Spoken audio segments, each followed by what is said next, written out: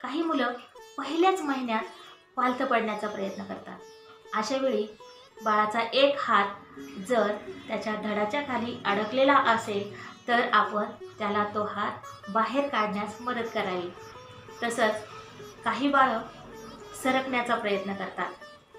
बाळ जास्तीत जास्त सरकण्यासाठी त्याला आपण मदत करावी. त्यासाठी एका स्वच्छ जागेवर बाळाला आपण पालथं झोपवावं. पहिल्या महिन्यामध्ये प्रकाश बाळाला समजला पाहिजे.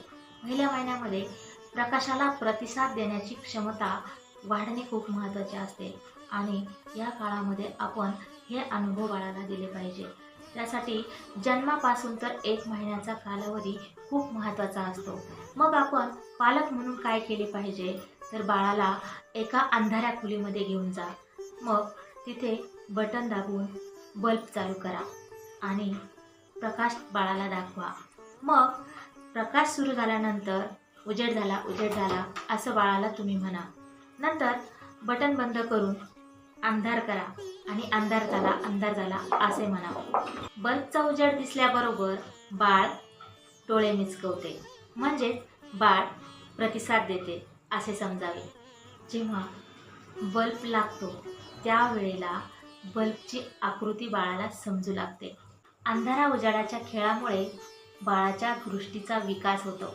2 ते 3 महिन्यामध्ये बाळ वेगवेगळे आकारसुद्धा ओळखायला लागते. 2 ते 3 महिन्यामध्ये आपण जर बाळाला वेगवेगळे आकार दाखवले तर ते समजून घेण्याचा प्रयत्न करते आणि लक्षात देखील ठेवते. ही कृती वारंवार करत राहिल्यास बाळाला ती सवय लागते. चौकोन, त्रिकोण, पंचकोन, षटकोन, गोल, आयत असे वेगवेगळे भौमितिक आकार काढा आणि ते एका चार्टवर चिकटवा व बाळाला दाखवा आणि म्हणा, हा त्रिकोण आहे, हा गोल आहे, हा आयत आहे, हा पंचकोन आहे, हा चौकोन आहे, हा षटकोन आहे. असे जर बाळाला तुम्ही वारंवार आकार दाखवले तर ते बाळ समजून घेते आणि लक्षात देखील ठेवते. आपल्याला वाटतं बाळ इतकं लहान आहे, त्याला समजेल का? परंतु असं नाही. बाळ फार जिज्ञासू असते.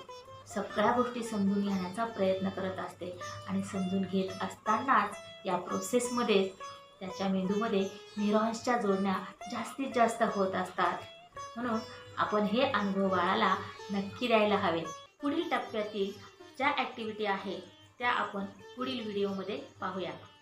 तोपर्यंत स्वस्त रहा, मस्त रहा, आनंदी रहा आणि ॲक्शन घेत रहा. Thank you so much. Take care and bye bye.